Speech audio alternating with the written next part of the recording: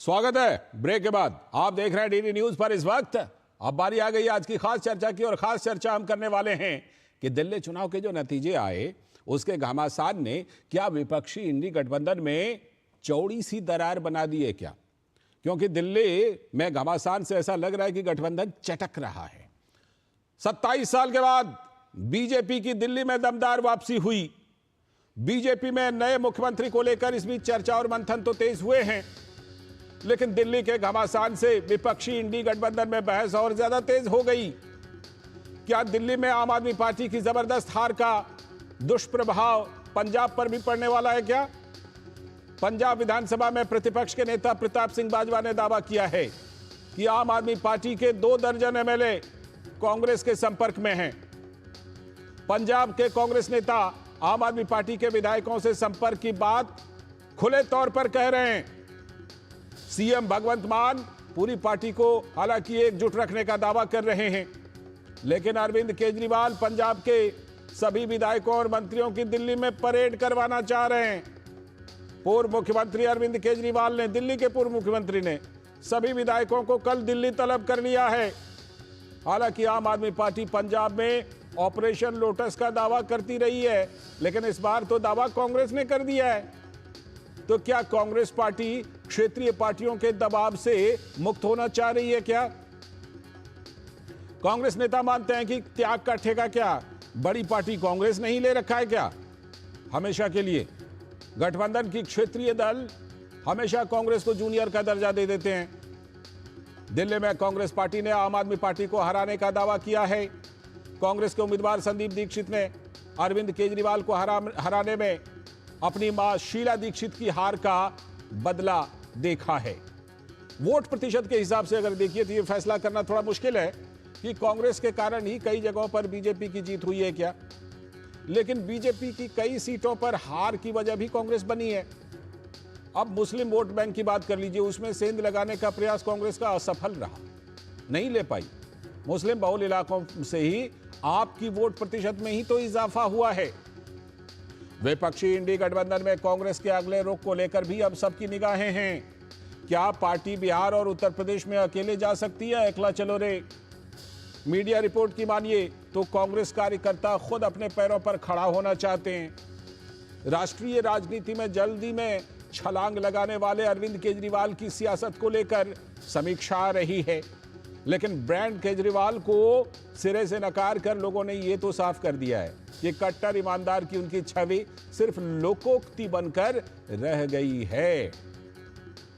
लेकिन इन सब के बीच विपक्षी इंडी गठबंधन में जबरदस्त हलचल है। तो प्रधानमंत्री नरेंद्र मोदी ने कहा कि जहां जहां एनडीए की सरकार है वहां वहां पर ही सुशासन है। पूरा देश जानता है कि जहां एनडीए है वहां सुशासन है, विकास है, विश्वास है। एनडीए का हर कैंडिडेट, हर जनप्रतिनिधि लोगों के हित में काम करता है। देश में एनडीए को जहां भी जनादेश मिला है, हमने उस राज्य को विकास की नई ऊंचाई पर पहुंचाया है। और इसलिए भाजपा को लगातार जीत मिल रही है। लोग हमारी सरकारों को दूसरी बार, तीसरी बार चुन रहे हैं। तो प्रधानमंत्री जब एनडीए सरकार की जो तारीफ कर रहे हैं, उससे कहीं ना कहीं जो गैर एनडीए सरकार है उनके सुशासन पर सवाल भी उठा रहे हैं। तो सवाल विपक्षी गठबंधन में जो सहयोगी दल हैं, शिवसेना उद्धव गुट के नेता संजय राउत ने भी उठाया और कहा कि गठबंधन में अहंकार किसी को नहीं होना चाहिए। Everybody is responsible for this defeat. आप भी जितनी जिम्मेदार है उतनी कांग्रेस भी है। अहंकार नहीं होना चाहिए, ईगो नहीं होना चाहिए अलायंस की राजनीति में, यह हमारा कहना है। महाराष्ट्र में हमने 25 साल तक बीजेपी के साथ काम किया है। 25 साल एक अलायंस टिकना ये बड़ी बात है। समझा जा सकता है कि संजय राउत किसको कह रहे हैं, लेकिन अखिलेश यादव ने कहा है कि आने वाले समय में इंडी गठबंधन और ज्यादा मजबूत होगा। इंडिया गठबंधन मजबूत होगा, नहीं, लेकिन हरियाणा में इंडिया गठबंधन और मजबूत होगा। हम और आप लोग अपनी कई बार हार से बहुत कुछ सीखते हैं। हार से सीखना ही आने वाले समय के लिए रास्ता बनाता है। इन सब के बीच दिल्ली में आम आदमी पार्टी की हार पर कांग्रेस के नेता रहे स्वर्गीय अहमद पटेल की बेटी मुमताज ने कहा कि क्या कांग्रेस पार्टी की जिम्मेदारी है कि आम आदमी पार्टी को जिताए। कि ये क्या कांग्रेस पार्टी की जिम्मेदारी है कि आम आदमी पार्टी को जिताएं? यही बात क्या आम आदमी पार्टी ने गुजरात में, हरियाणा में सोचा था क्या? हम देश की दूसरी सबसे बड़ी राष्ट्रीय दल हैं और हमारा पूरा हक बनता है कि हम चुनाव लड़ें। और इस वक्त दिल्ली में हमारे अस्तित्व का सवाल था और अगर हम गठबंधन करने जाते और आम आदमी पार्टी की सरकार बनती तो कांग्रेस पार्टी इसमें कहाँ रहती? ऐसा नहीं हुआ है कभी कि आम आदमी पार्टी ने कांग्रेस की मदद करी है। तो ये जो अलायंस, इंडिया अलायंस के तहत भी हुआ था, ये गलती थी एक। तो ये बयान तो बता रहे हैं कि दिल्ली के नतीजे के बाद बड़ी जबरदस्त हलचल है विपक्षी इंडी गठबंधन में, और क्या कुछ इसकी आगे दशा और दिशा हो सकती है, इसी पर बात करने के लिए हमारे साथ खास मेहमान जुड़ रहे हैं। एसएन सिंह जी, भारतीय जनता पार्टी के प्रवक्ता, बहुत बहुत स्वागत है एसएन सिंह जी। साथ में हमारे साथ दुष्यंत नागर जी जुड़ रहे हैं, जो राजनीतिक विश्लेषक हैं और कांग्रेस पार्टी के समर्थन में बातें रखते हैं। दुष्यंत नागर जी, आपका भी बहुत बहुत स्वागत। और हमारे साथ हमारे सलाहकार संपादक विनोद मिश्र जी जुड़े हुए हैं, जिनके जरिए मैं चर्चा को जरा विस्तार देता हूं। विनोद जी, नतीजे के बाद बीजेपी तो मुझे लगता है कि जिसे कहते हैं ना कि सागर की तरह बिल्कुल शांत है। लगभग साफ है कि जब तक प्रधानमंत्री विदेश यात्रा से लौट कर आएंगे तब तक इधर सब कुछ फाइनल हो जाएगा, नई सरकार बन जाएगी। लेकिन नतीजे ने विपक्षी गठबंधन में बड़ी जबरदस्त हलचल पैदा कर दी है। क्या इससे कुछ संकेत मिलते हैं कि आगे चल करके आने वाले समय में बिहार में चुनाव होना है, फिर उत्तर प्रदेश में भी चुनाव होना है, उसके लिए कुछ संकेत मिल रहे हैं क्या कि विपक्षी इंडी गठबंधन को बहुत कुछ अभी देखना पड़ेगा? अस्तित्व पर तो सवाल लंबे समय से है ही। लाल जी, आपकी रिपोर्ट से आऊं तो जो 4 महीने पहले में अपोजिशन का जो भी नैरेटिव्स रहा था, वो 4 महीने आते आते वो सारे नैरेटिव कैसे खत्म हो गए, इसका जवाब ये अभी जो हालिया असेंबली चुनाव है उसमें आपने देखा है। प्राइम मिनिस्टर मोदी जब थोड़ा सा इस समय आपको रोकना चाहूंगा, सीधे बेंगलुरु चलना पड़ेगा, जहां पर एरो इंडिया शो 2025 में रक्षा मंत्री राजनाथ सिंह संबोधित कर रहे हैं। इन दिस मीटिंग रक्षा राज्य मंत्री Shri Sanjay Seth, chief of defence staff general Anil Chauhan, chief of naval staff admiral DK Tripathi, chief of army staff general Upendra Dwivedi, chief of air staff air chief marshal AP Singh, defence secretary Shri Rajesh Kumar Singh, secretary defence production Shri Sanjeev Kumar, doctor Sameer V Kamat, secretary DDR&D and chairman DITO, Shri Sameer Sinha, additional secretary and DG acquisition, distinguished business leaders, guests, friends from media. Good afternoon, friends. It is a moment of the great delight to be with such a distinguished gathering here at this CEO's Roundtable Conference today. It is a wonderful gathering that has brought together the finest minds from the global as well as Indian defense and aerospace sector. I consider this platform where the idea of making India further self-reliant in defense production would take roots and germinate and blossom into full-scale reality. It is also the platform which reflects the serious intent of the government of India to team with the best organizations around the world in the spirit of collaboration and cooperation. Friends, I would start by outlining the thoughts of the great Indian philosopher and strategist Kautilya. who, as far back on 3rd century BC, propounded that it is the responsibility of the ruler to protect his people and that peace is preferred over war. Guided by this principle, we have the moral responsibility to protect our people and territory in any hostile atmosphere. To achieve this, we are taking all necessary steps to equip our armed forces with the most modern capabilities and become self-reliant in defense manufacturing through establishment of a strong, efficient, resilient, and future-ready defense industrial ecosystem. In these challenging times, a period where the global security situation is fragile, where the rules-based order is being challenged and where technologies are creating new opportunities and vulnerabilities.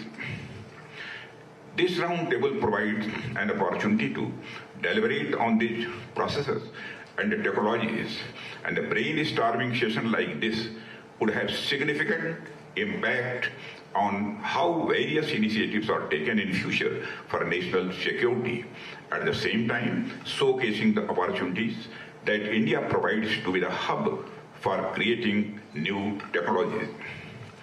Friends, a peculiarity of defense manufacturing is that the products of defense industrial system are ordered by the government and also used by the government.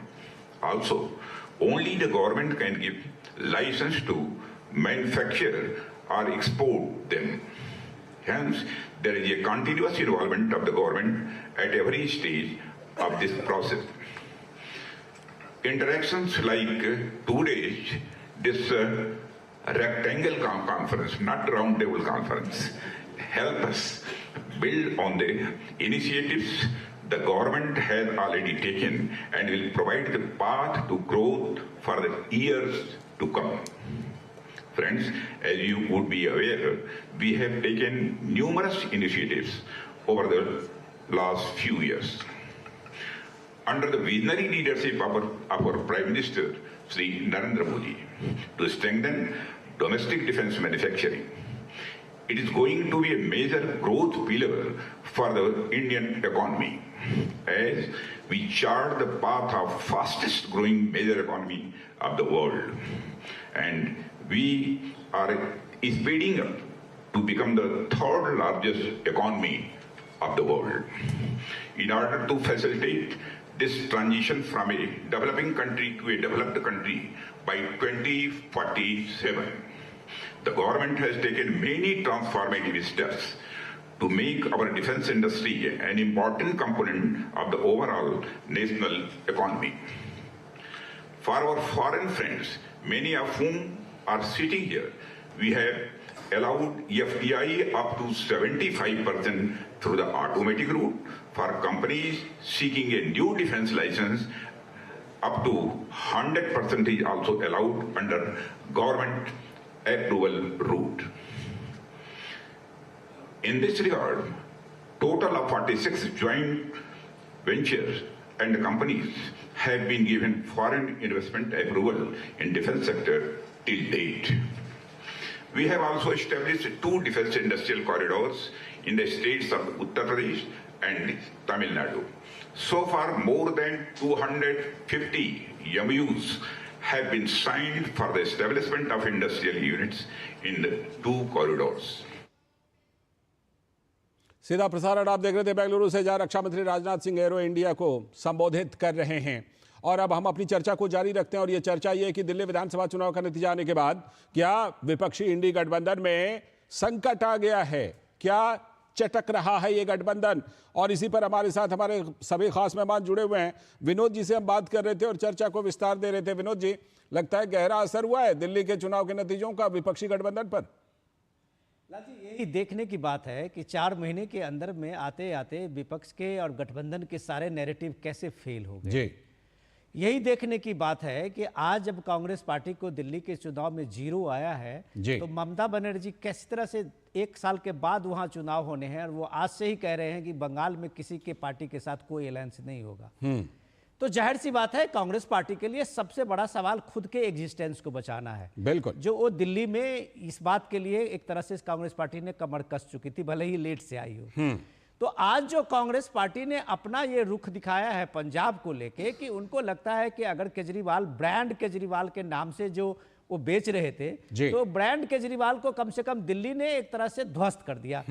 तो वो एक सबसे बड़ी उम्मीद तो इस गठबंधन में केजरीवाल के हारने के बाद कांग्रेस की जगी है। तो कांग्रेस पार्टी, आप ये देखिए कि 1 दिन 2 दिन आया नहीं है रिजल्ट का, और पार्टी के प्रदेश अध्यक्ष जो बाजवा साहब की बात कर रहे थे, वो एलानिया तौर के साथ कह रहे हैं कि पंजाब में अगली सरकार अभी हमारी बन रही है।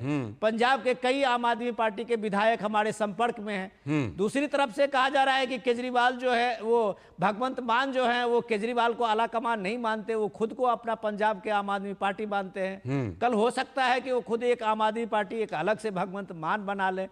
तो ये सारी संभावनाओं के बाद ये इतना तो तय है कि केजरीवाल के सामने में सबसे बड़ी प्रॉब्लम अपनी दिल्ली के हार की समीक्षा करनी थी। इसके बजाय वो पंजाब के सारे एमएलए और मिनिस्टर का पैरेड करा रहे हैं। तो ये दबाव तो कांग्रेस की तरफ से आया है, ये दबाव तो प्रदेश अध्यक्ष बाजवा ने उनको दिया है कि आपके विधायक हमारे संपर्क में हैं और यहाँ वो सारे एमएलए को बुला रहे हैं। तो ये सारी चीजें तो आपको बता रहा है कि गठबंधन में कुछ गड़बड़ नहीं, साफ साफ भूकंप सा दिख रहा है। और यही भूकंप का नतीजा है कि राहुल गांधी पिछले हफ्ते में आपने देखा था कि बिहार जाके उन्होंने बिहार के इलेक्शन से पहले जो अपना एक वहां पे कृष्ण मेमोरियल हॉल में अपना एक सम्मेलन शुरू किया है, वो भी एक मैसेज काफी है वहां के गठबंधन को कि कांग्रेस बिहार में भी अकेले जाने के लिए तैयार है। ये एक तरह से बार्गेनिंग टैक्टिक्स भी हो सकती है कि हमको थोड़ा और ज्यादा सीटें दो, नहीं तो अकेले चले जाएंगे। लेकिन दुष्यंत नागर जी बहुत कठिन है डगर पनघट की क्या, क्योंकि अब बताइए कि पहले तो अरविंद केजरीवाल को डबल अटैक किया, नमस्कार, बहुत डबल अटैक किया कांग्रेस ने, कांग्रेस ने डबल अटैक किया। और अब जो है जरा मतलब अब ऐसा हो गया तो सांत्वना देना चाहिए। तो दिल्ली से लेकर पंजाब तक कह रहे हैं, दिल्ली में कह रहे हैं कि भाई आपको जिताने की जिम्मेदारी हमारी थोड़े ना थी, उधर पंजाब में कह रहे हैं कि आपके तो 2 दर्जन से ज्यादा लोग हमारे साथ हैं, कभी भी गिरा देंगे। ये अगर ऐसा होगा तो कैसे ये इंडी गठबंधन की गाड़ी आगे बढ़ेगी दुष्यंत नागर जी? सर मैं तो ये कह रहा हूं कि हमारे मिश्रा जी बड़े विख्यात, बहुत ज्ञानी, अपडेट रहने वाले एडिटर हैं और इनका बड़ा नाम है देश भर में। इनको ये ज्ञात नहीं है कि कांग्रेस के मीडिया विभाग के प्रमुख पहले क्लियर कर चुके हैं कि इंडिया अलायंस जो था वो लोकसभा चुनाव के लिए था। अरे भाई साहब, आपके राहुल उसके गांधी बाद अभी भी कितने बयान आ चुके हैं। अखिलेश यादव क्या कह रहे हैं? अखिलेश यादव ने क्या बयान दिया है आप बताइए दुष्यंत नागर जी। अखिलेश यादव ने अभी हमने अखिलेश यादव की बात सुनवाई है। देखिए बात कांग्रेस की करिए जी। अच्छा ठीक है। और मैं कांग्रेस के नेता को कोट कर रहा हूं। आदरणीय श्री पवन खेड़ा जी ने, जो कांग्रेस के संचार विभाग के प्रमुख, उन्होंने स्पष्ट कर दिया कि भाई हमारा कोई अलायंस जो था वो लोकसभा तक था। अब कांग्रेस का जो ठीक है, मैं आपकी बात समझ गया। एक राजनीतिक विषय, एक मिनट मैं आपकी बात समझ गया। पवन खेड़ा को आपने कोट किया। मुझे ये बताइए, एक राजनीतिक विश्लेषक के तौर पर आप ये मानते हैं कि आज की तारीख में कोई इंडी गठबंधन नहीं है, कोई विपक्षी गठबंधन नहीं है? बताइए आप। विपक्षी गठबंधन है लेकिन वो राज्यवार है। कांग्रेस की जिला जो कांग्रेस की प्रदेश कांग्रेस कमेटी है, उनका अंडरस्टैंडिंग अगर लालू जी के साथ है तो वहां गठबंधन होगा। अगर शरद जी के साथ में है तो महाराष्ट्र में गठबंधन होगा। राष्ट्रीय स्तर पे कोई ऐसा गठबंधन नहीं है कि कांग्रेस पार्टी आम आदमी पार्टी को जिताने की ठेकेदार है या कांग्रेस पार्टी किसी अन्य राजनीतिक दल को मुख्यमंत्री या सरकार बनवाने की कांग्रेस को ठेका। आप भी कांग्रेस की तरह टकासा जवाब दे रहे हैं। इस समय हारने पर मलहम लगाना चाहिए तो टकासा जवाब दे रहे हैं आप लोग। आप मुझे मौका नहीं दे रहे। मैं आपको और बड़ी खबर देना चाहता हूं। दीजिए। अभी तो आपने पंजाब की बात करी है। दिल्ली के भी कुछ विधायक ऐसे हैं जो कांग्रेस ज्वाइन कर सकते हैं। अच्छा, क्या बात कर रहे हैं आप? आपको मैं न्यूज दे रहा हूं। दिल्ली में भी आम आदमी पार्टी के कई नेता जो घुटन महसूस कर रहे हैं वो अपना कांग्रेस पार्टी में पुनः घर वापसी कर सकते हैं। अभी तो ये शुरू हुआ है खेल, अब देखते जाइए आप आगे आगे होता है क्या।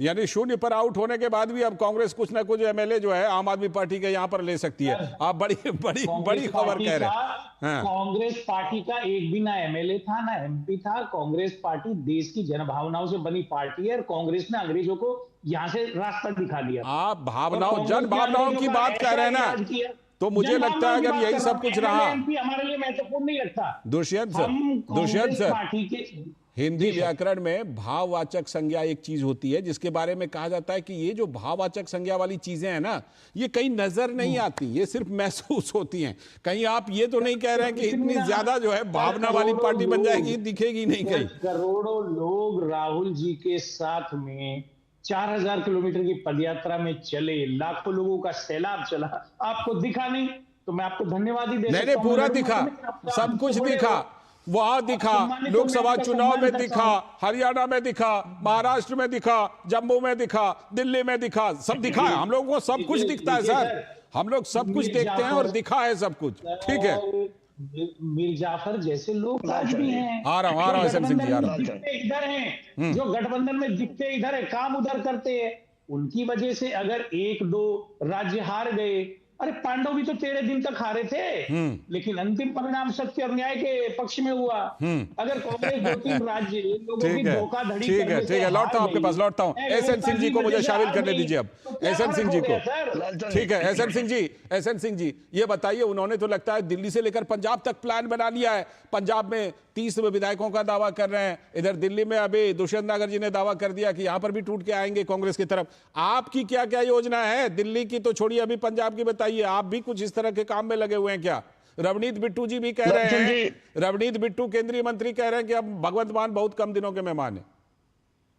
लालचंद जी, आपको हताशा और निराशा दिख रहा होगा कि जब जिसके पास न मजबूत लीडर हो, न मजबूत कैडर हो, न मजबूत प्रवक्ता हो, न मजबूत बयान हो, वो कुछ भी कह सकता है। हमारे मित्र के बयान पे 10 सेकंड दूंगा और 10 सेकंड हम आपका जवाब देंगे। निश्चित तौर पे इन्होंने कहा कि हमारा तो लोकसभा के लिए गठबंधन था और लोकसभा के बाहर नहीं था, तो उस समय भी गठबंधन में तो कहूंगा या तो गठबंधन था या तो गठबंधन नहीं था, और वर्तमान में भी या तो गठबंधन था या तो गठबंधन नहीं था।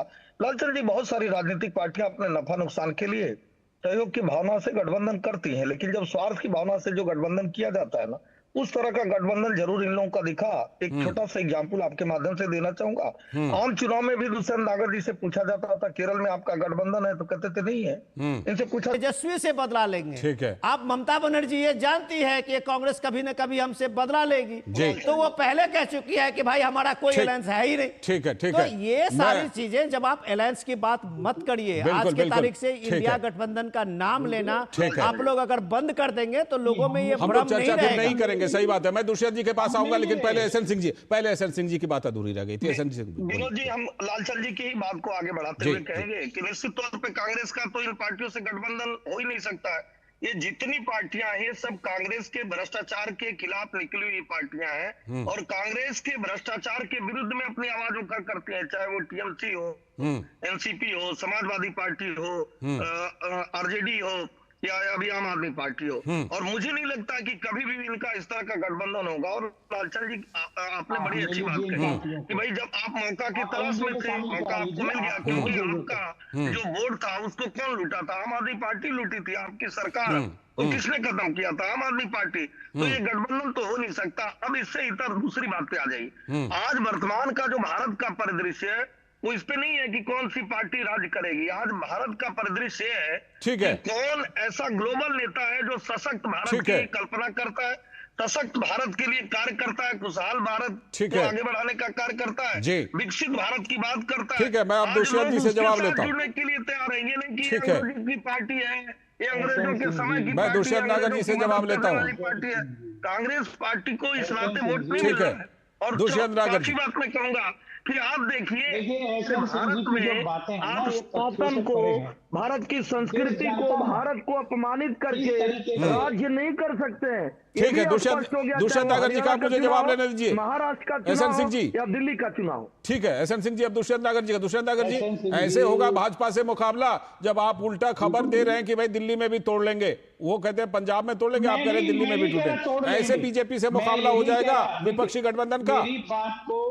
मेरी बात को गलत तरीके से मत लीजिए। मैंने ये कहा आप कहीं फिर बैक तो नहीं कर रहे हैं, आप अपनी बातों से बैक तो नहीं कर रहे हैं, घुटन महसूस कर रहे हैं। नहीं, मेरी बात पूरी सुनिए। जो कांग्रेस से गए थे और वो आम आदमी पार्टी उन्होंने, यही बात बाजवाजी भी पंजाब में कह रहे हैं जी, घुटन महसूस कर रहे हैं, वो घर वापसी कर सकते हैं। और ये मैं पूरे दृढ़ता के साथ कह रहा हूं। दूसरा मैं कह रहा हूं कि अंतरराष्ट्रीय नेता, विश्व गुरु बात कर रहे हैं एसएन सिंह जी। ट्रंप तो मोदी जी के मित्र हैं। जब मित्र नहीं, किस तरीके से हमारे भारतीय भाइयों को हाथों में हथकड़ी, पैरों में बेड़ी आ गया। उस पर विदेश मंत्री जी का जवाब आ गया है। विदेश मंत्री जी ने उस पर लोकसभा और राज्यसभा में दोनों जगह पर जवाब दे दिया है, डेटा के साथ जवाब दिया है, कौन से साल में कितना भेजा गया है और किस तरह से भेजा गया है। और आईसीई, जो अमेरिका की आईसीई है, वो किस तरह से भेजती है।